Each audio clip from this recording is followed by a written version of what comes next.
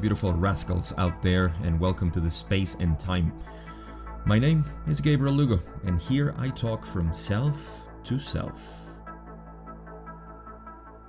I have a sort of confession today as to my nature, the way I am, or at least an aspect of me that I recognize for its usefulness. And I have to start with the beginnings of my usage of this element, which is the rascal in me, the one that was always trying to prove or show people that the rigidity of their own beliefs had flaws, had some frailty to it, and had some sort of weakness in their makeup. You see, I think we can all relate to this because we all have this rascal in us that is seeing how people are buying into something without paying attention to other elements of it, only because they're so enchanted with whatever it is that they are buying into, whether it be an ideal or a method or a process or simply a relationship. And we look at that and we analyze it and we see that there is always something that people may not be paying attention to. And now the rascal in us comes out when we try to point to people how this weak point can be not what they expect, and it would actually crumble them. Now, of course, in the past, when I was a youngster, I would use this, and in many times without considering how people had emotions about their beliefs and their ideas. And slowly I started learning that it was not a nice thing for some people to show them their own fallibilities in their beliefs and in their relationships and whatever they attach to. Really, it's the word. It's that attachment that people may have.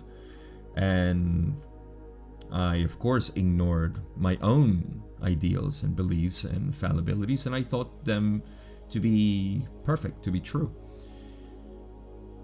So I hid this, and sometimes it would show up because, like I said, it's something that you cannot prevent. It just comes out from time to time, and you simply want to show people. Now, when I started becoming more conscious about my own actions and the rest of people's consciousness and their makeup as individual beauties of this creation, I started to see this rascality showing up again, and I recognized its usefulness. I saw that there was something that it was inviting us to do.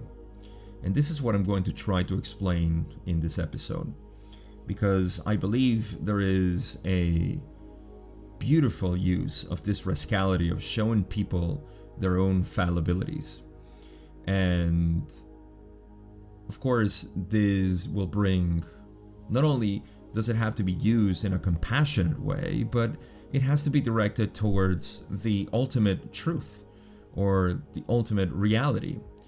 Not because I believe in the ultimate reality, because I know you may be thinking at this point, isn't everything that you're saying also subject to a belief system that could be fallible to another argument? And the answer is probably yes. But the question is, can you do it? Can you prove that this ultimate truth is not who you are? And this is where we go into the state of meditation, and there is nothing to be said. But as usual, I'm getting ahead of myself. You see, what the element of Rascality here is doing is destroying people's ideals and identities. Of course, this sounds terrible as it is, but somebody who is in a position of distress, and this is where I would apply it in a compassionate and not in a preaching way, but rather as a student master methodology, in which the student comes to the teacher and says, I have a problem. And so the teacher would say, in this case, well, what is your problem? And the student would say, my problem is such and such an issue because I have a resistance or I have a cognitive dissonance in this or that. And so the teacher would say, well, that's because everything you believe is wrong. Everything you believe is not true. This, of course, creates the unstable emotional reaction of the person. And as a result, what happens is the destruction of these ideals and identities of the students. So again, this is not something to go out and preach to people, and I feel strongly that this is the deviation or distortion of this natural teaching. And when I say natural teaching, I mean it's in all of us. It's not something that is contrived for some reason. It's simply in all of us, this natural teaching, as I will continue to explain.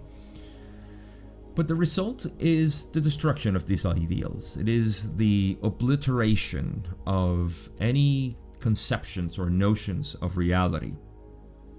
Whatever we thought was true crumbles in front of us. And whatever it's revealed is also destructed. You see, this is the method, if we can call it a method, of Zen. Is always destroying everything that you come up with. Always to show you or bring you to the source. Because this is the breaking in of the self, of the apparent self, of the ego self that keeps believing and attaching to something. Remember I said that word before, attachment? This is the failure to attachment. As you cannot attach to things that are impermanent, that are changing. You cannot hold on to smoke or air. It'll always try to escape from you. And so reality is always doing the same thing. The harder you grasp, the faster it goes away. And so all of this process is the destruction of the apparent self, of the illusory self.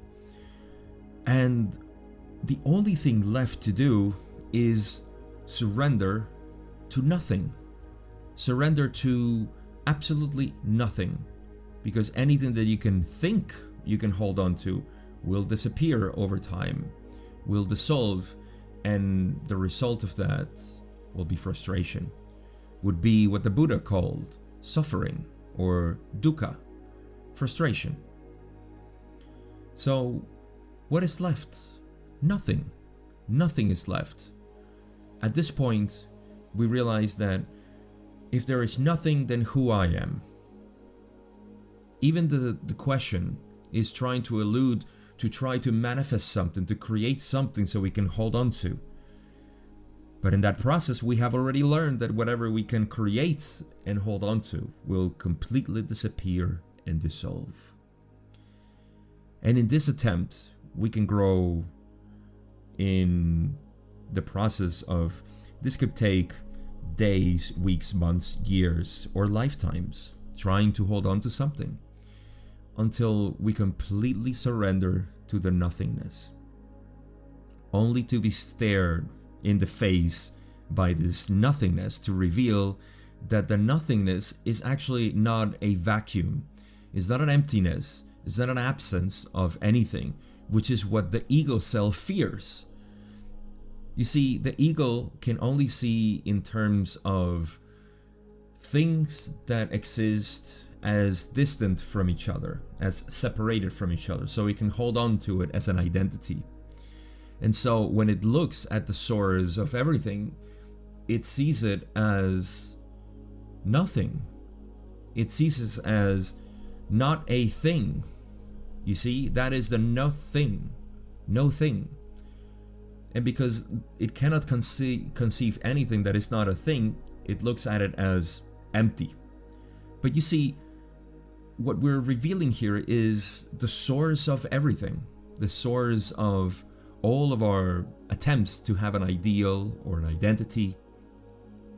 And when you go down to it, you realize that after all, when you destructed or destroyed everything, after the destruction of everything, you still remained.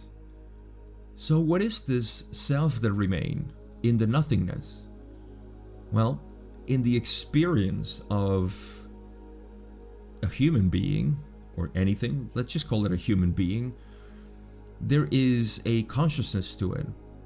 In other words, there is a knowing of that which is being destroyed. No matter what you create, there is always a knowing of it. And even in the absence of anything, in the silence, the absolute silence of the mind, there is a knowing. There is always a knowing, a consciousness. And so this is the revealing. This is the apotheosis, if you want to call it this way, the transcendence of the ego self into staring in the face what is called nothing by the ego. But actually, as I have explained already, to the mind this looks as empty. To the finite mind, awareness seems empty, because it can only know reality as objective, and knowing is not objective. So in this realization, you see the source of your being. You see that everything, you are the space that holds all solids. You are the darkness that holds all lights. You are the awareness that knows everything. That is the field of awareness. Just like the field of space holds every single object out there. And so the mind is also a sort of object in consciousness, is a way for consciousness to know itself in the illusion of separation. And so once you see this, the only thing left is to laugh, because you have just revealed that what underlies anything that you have created in your life has always been this one overseen and subjected to the oversight of the mind, which is consciousness. It is you. It is me. It's the rocks, is the universe. Everything is this field.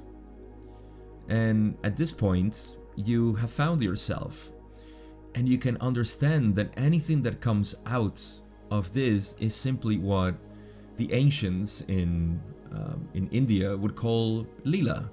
The word lila in Sanskrit means play, divine play. So it's a game. Of course it is a game. It is a game of infinite consciousness that is playing to see itself in the illusion of separation, the Maya that we know in Sanskrit as well. And the revolutions of this wheel of life is simply the revolutions of the mind. It is the ever playful God that wants to know itself in this illusion of separation. And so all of the things that come from this relaxation, if you can attach any simple word of human experience, would be relaxation to it. There is a relaxation into silence, into nothingness. You just feel like you have no burden. You have nothing on you. There is no identity. There is no idea. There is no thought. There is nothing. There is just a residence, a residence, what is called in the direct path self-abidance. Just to reside in this silence. Reside on empty space, in the potential of everything that could be manifested from this infinity of consciousness. And so, from this point, there is a relaxation. Now, you see, I started this conversation or monologue with the assumption that the element of rascality in me was always to bring down that tension that people have on their ideals and conceptions and notion about themselves and the world around them. Because this is what creates all the frustration, the attachment to these ideas that we are something. But going down to the essence of it, we realize that we are not something, we are no thing. Which, again, sounds terrible for the mind and the separate self, because nothing means annihilation, emptiness. But sunyata, in Sanskrit again, doesn't mean void, in the sense of nothing being there, but as Ra likes to call it, plenum. No void, but plenum. It's an abundance, it's an infinite abundance. Even the word abundance is short from, or falls short from the meaning of plenum. It's the presence, the all presence, the omnipresence of consciousness that defines this void, sunyata, emptiness, or whatever is perceived by the mind as empty. And so, from this relaxation, we extend themselves. Extension, like tension. It's an extension to the exterior. Extension. That's exactly what it means. So we extend ourselves into a separate being for the purpose of playing. Just like the child extends itself into whatever dream is having, daydream is having. And in this daydreaming, it enacts a sort of character or a monster or a hero, and it plays, all the while knowing that it is not that, but it's extending itself to it. It is not attaching to it. It is simply using it because it knows the full potential of its imagination. But we have forgotten that. We, as modern humans, have forgotten that into buying that we are a specific individual that has specific needs and must preserve itself into different ways and so on. So this is the tension. This is the rigidity of ideals and beliefs of who we are that creates this tension. Now, I am not saying, because all of this may sound like we need to annihilate this tension. To the contrary, we must become aware of this tension for what it is, going back to the source of what we are. So, going back to our true essence is not obliterating everything that we are. Not at all. It is recognizing what it is made of. And by recognizing what it is made of, we can relax to it. We can enjoy the character. We can become, as it were, the child again, and enjoy the character that we have created over time, and embody it and truly enjoy it. But don't get fooled by it. Don't be fooled by the character, because it is simply a character, and it is coming from that inner child that we are. And the frustration is simply the lack of recognition that the child wants to enjoy this beautiful monster, hero, everything that there is in you. All the ideas, all the concepts that you have, whatever it is that you have, however you identify, especially in this era of identifying as different sex and different personalities and everything else. It doesn't matter. All of it's part of this beautiful play that we're all creating, and that there is no set idea. There is no notion that must be upheld as the utmost truth, as the end all be all. No, This is part of the separate self.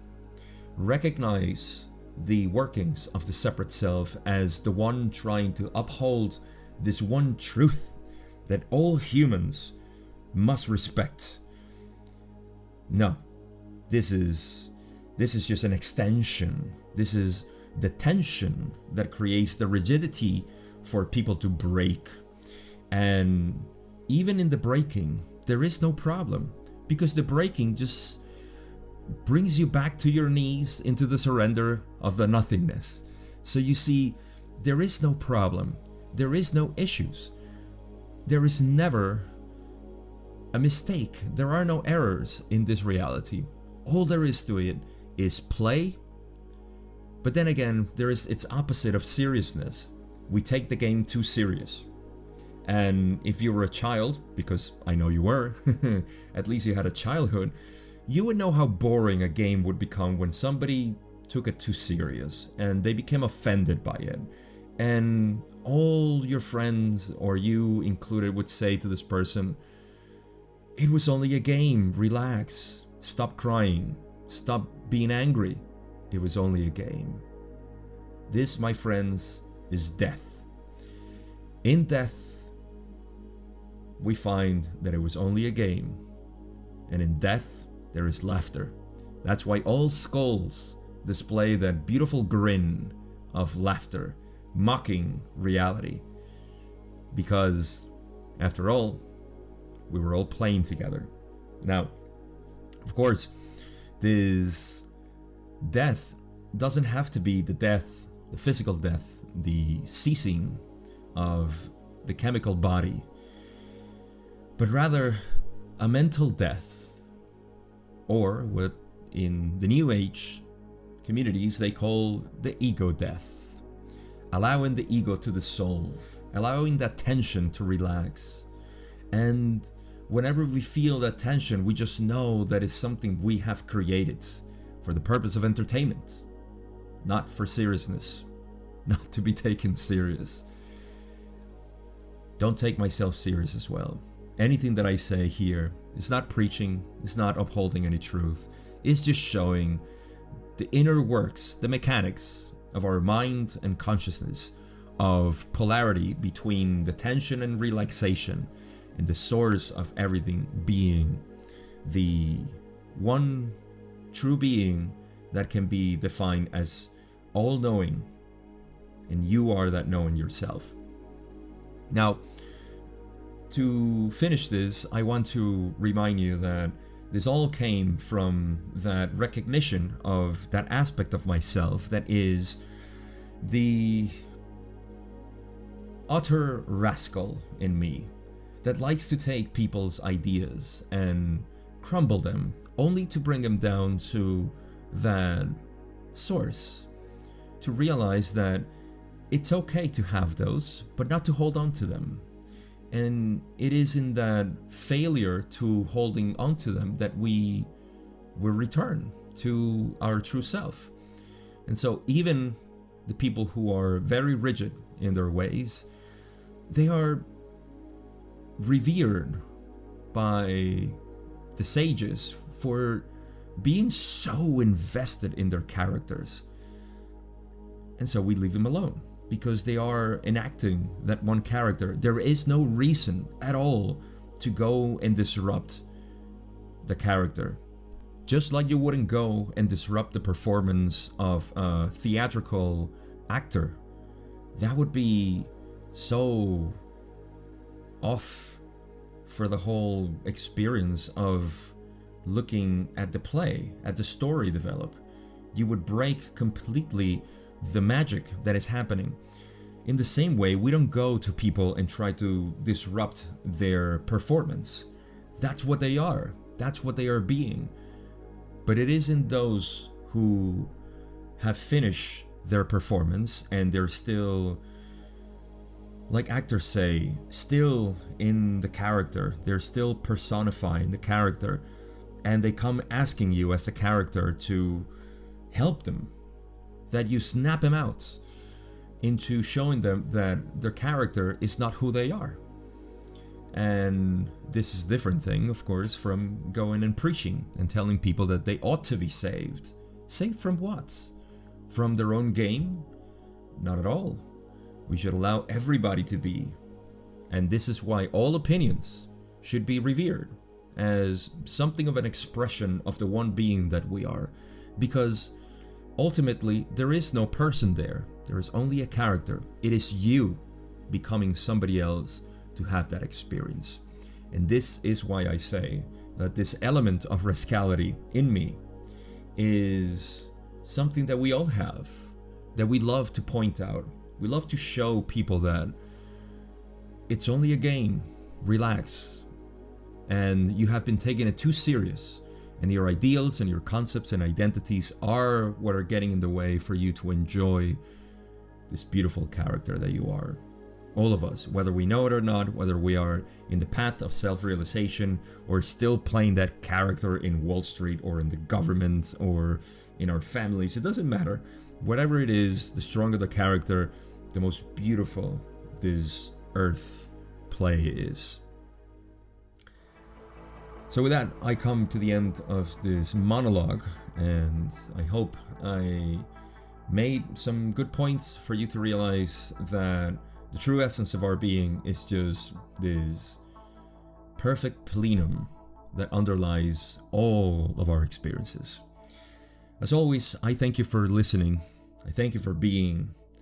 Keep enjoying that character, but don't buy into it. Don't attach to it.